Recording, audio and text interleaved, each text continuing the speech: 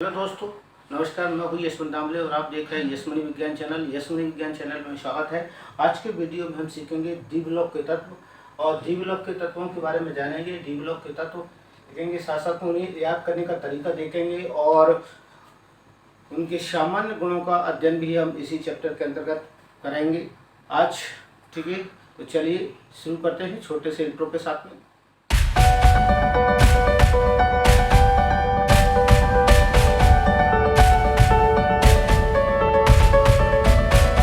D block element. तो D block element में यहाँ पर हमारे पास देखा जाए तो 4 श्रेणियाँ दी गई हैं और 4 श्रेणियाँ हैं। उनमें सबसे पहली श्रेणी है 3D श्रेणी, 4D श्रेणी,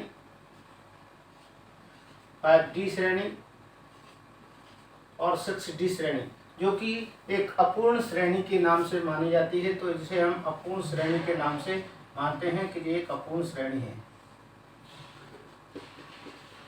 कंप्लीट हो गई, लेकिन इसे अपूर्ण श्रेणी के नाम से अध्ययन किया जाता है।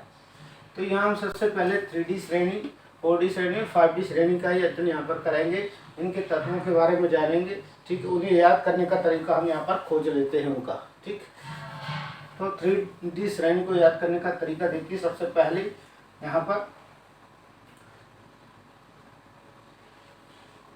स्कूल, ऐसा लिखने का तरीका मैं आपको बता रहा हूँ। ठीक है, टीचर वेरी क्रूअल मैन फेंको निकालो काजी। यह देखेंगे आप इसे याद करने के तरीके में। सबसे पहले कैसे याद करेंगे आप इसे? School teacher very cruel man फेंको निकालो काजी। का मीन्स कॉपर, जी मीन्स जिंक। तो school teacher very cruel man फेंको निकालो काजी। इस प्रकार से आप इसे याद कर सकते हैं। याद करने का सरल तरीका यही है। ठीक है, तो दूसरी श्रेणी देख लेते हैं। ठीक,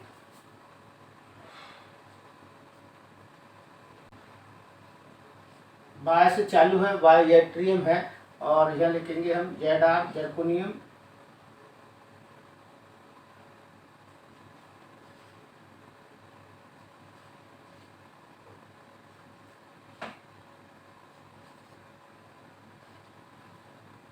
रूठी,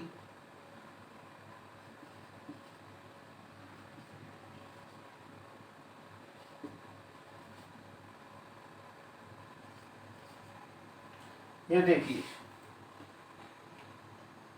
यट्रियम जर्कोनियम नोबियम मोल्डेबनम टेक्नीशियम रूथियम रोडियम और प्लेडियम सिल्वर और कैडमियम यहाँ पर आएंगे। तो इन्हें याद करने का तरीका आपका सीधा सीधा रहेगा। यार जरा नब के मुड़ो टेक्निक रूटी रो पढ़े AGCD। तो आपको याद करना सीधे यार जरा नब के मुड़ो टेक्निक रूटी रो पढ़े AGCD। तो आप इसे इस प्रकार से याद कर सकते हैं। अब हम देखते हैं 5D श्रेणी। लैंथेरम 57 से चालू होती है, इसके बाद 72 से फिर चालू होती है हाफनियम 72 से। ला हफ्ता की बारी, सुनते ला हफ्ता की वारी। वा मीन्स टंगस्टन, री मतलब रेनियम और ओस इरिपिटी Gomti.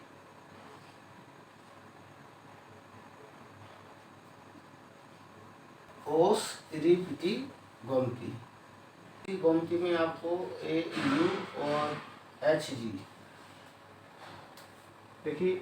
La lanthanum hafnium tantalum tungsten rhenium osmium iridium platinum gold और मरकरी। ये याद करने का सीधा सा तरीका है। लैंथेरम 57 लाता की बारी ओस इरी पिटी गोमती ये गोमती से तात्पर्य गोल्ड और मरकरी, गोमती ऐसे बोल दिया गया है, तो गोमती में गो मीन्स गोल्ड और म मीन्स होता है मरकरी। तो इस प्रकार से आप इन्हें याद कर सकते हो। और इनके इलेक्ट्रॉन विन्यास देखेंगे हम 21, 22, 23, 24। यहाँ देख लेते हैं परमाणु क्रमांक साथ साथ में इनके 21, 22, 23, 24, 25, 26, 27, 28, 29 और 30 के बाद ये वास्तव में जो चालू होता है इसमें 8 प्लस हो जाएंगे और 39, 40, 41, 42, 42 सॉरी 41 के बाद 42, 43, 44,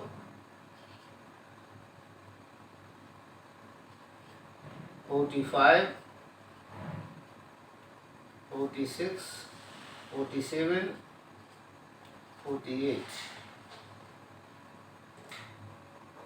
इसके बाद लैंथेनम 57, तो यहाँ 57 से चालू होना है। हरापनियम भी फिर 72 से चालू होगा। यहाँ के बीच के 14 तत्व 4f श्रेणी में प्रवेश कर जाते हैं।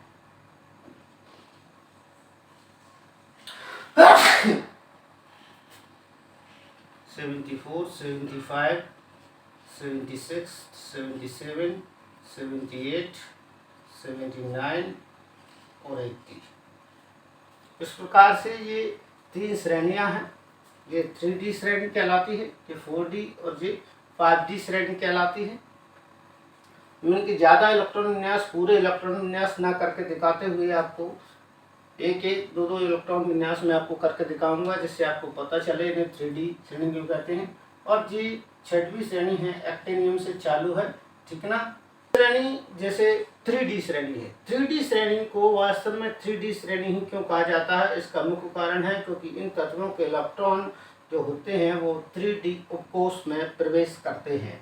ये 4D श्रेणी है, तो 4D श्रेणी के इलेक्ट्रॉन जो होंगे वो वास्तव में 4D उपकोष में प्रवेश करेंगे, इसीलिए इसे 4D श्रेणी के नाम से जाना गया। 5D में इन तत्वों के इलेक्ट्रॉन 5D उपकोष में प्रवेश करेंगे, इसीलिए इन्हें 5D श्रेणी कहा गया है।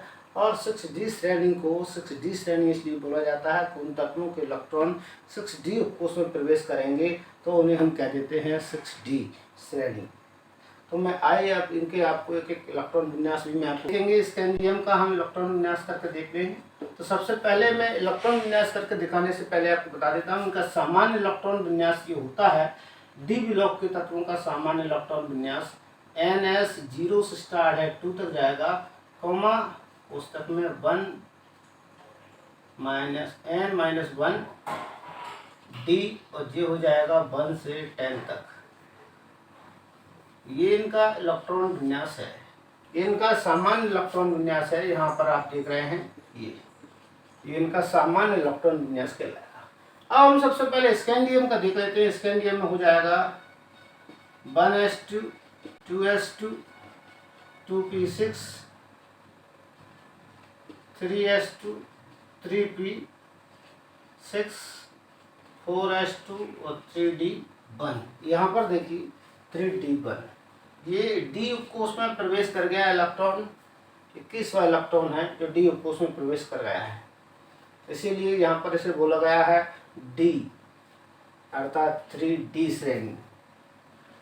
नीचे देखेंगे तो नीचे पूरा ऐसा कैसे ही होना है, कोई दिक्कत नहीं है। आप यहाँ तक करेंगे कंप्लीट और ये आपको 3D2 लिखना है, ठीक। फिर इसके बाद वेनेडियम में भी आपको कोई प्रॉब्लम नहीं आएगी, 3D3 लिख देंगे, ठीक। क्रोमियम में एक प्रॉब्लम यहाँ पर है, क्योंकि यहाँ पर अर्धपूर्ण half filled and full filled orbital वाला नियम लागू हो जाता है, प्रिंसिपल लागू हो जाता है, जिसके कारण यहाँ पर ये ऐसा होना चाहिए था, ये ऐसा होना चाहिए था, लेकिन ऐसा नहीं होता है। अर्धपूरित और पूर्ण पूरित कक्षक अधिक महत्व रखते हैं, अधिक स्थायित्व रखते हैं, इसीलिए इसे यहाँ से एक इलेक्ट्रॉन यहाँ से निकल जाता है और इस 3D में पहुँच जाता है, जिसके कारण ये अर्धपूरित हो जाता है। अब ये ज़्यादा स्थायित्व रखेगा। इसलिए इसे ऐसा लिखा जाता है। इसके बाद कुछ नहीं, सिंपली अब लिखते चले जाओ 3D,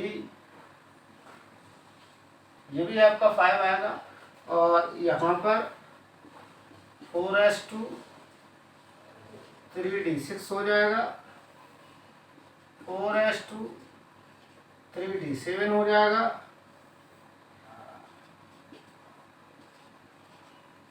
3D 8 हो जाएगा। अब यहाँ पर भी ऐसा होना है, कॉपर में भी ये 3D 9 है, देखिए कॉपर में भी ऐसा होना है। यहाँ एक हमारे पास क्रोमियम में ऐसा हुआ, साथ साथ में कॉपर में भी ऐसा होना है कि 9 है, तो इन्हें 10 करने के लिए, कंप्लीट स्टेप पूरा करने, डी ब्लॉक कंप्लीट करने के लिए जहाँ से एक इलेक्ट्रॉन निकल कर इस डी कोष में चला जाएगा, तो यहाँ हो जाएगा 4s1 और यहाँ हो जाएगा 3D 10, ये कंप्लीट फिल हो जाएगा। इस प्रकार से आपको इनके इलेक्ट्रॉन विन्यास कंप्लीट करना है। फिर 3D जिंक का आप कर सकते हो, 4s2 ऐसा ही होना है और 3D 10।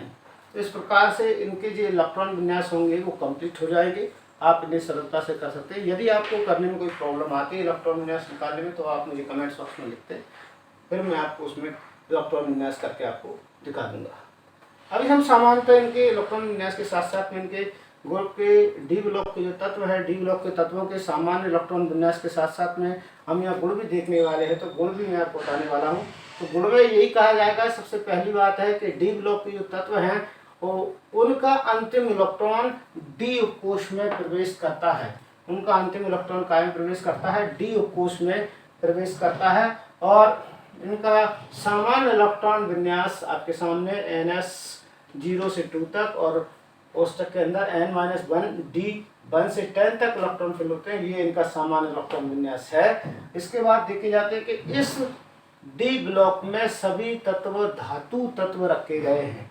कौन से तत्व रखे गए हैं? धातु तत्व रखे गए हैं। और वास्तव में आप देख पाएंगे कि इसमें यहाँ पर आप देख पाए तो डी ब्लॉक तत्व, डी ब्लॉक की जो श्रेणी है वह पी ब्लॉक तथा एस ब्लॉक के बीच में बैठी है। यहाँ पर पी ब्लॉक है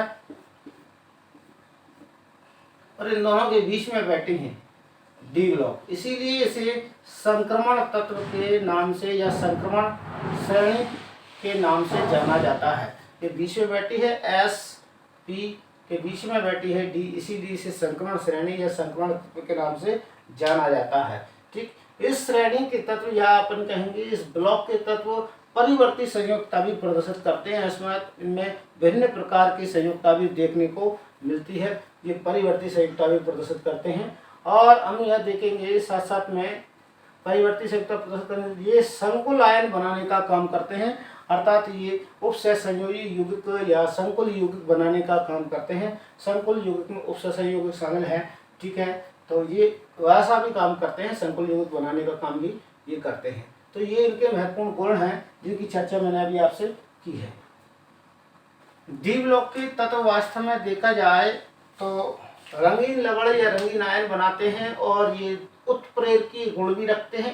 इनकी धातु में उत्प्रेरक का गुण पाया जाता है, जैसे कि वेनेडियम है, क्रोमियम, निकेल, आयरन, कोबाल्ट, ये सब उत्प्रेरक के गुण भी इनमें पाए जाते हैं, जो उत्प्रेरक के गुण भी रखते हैं।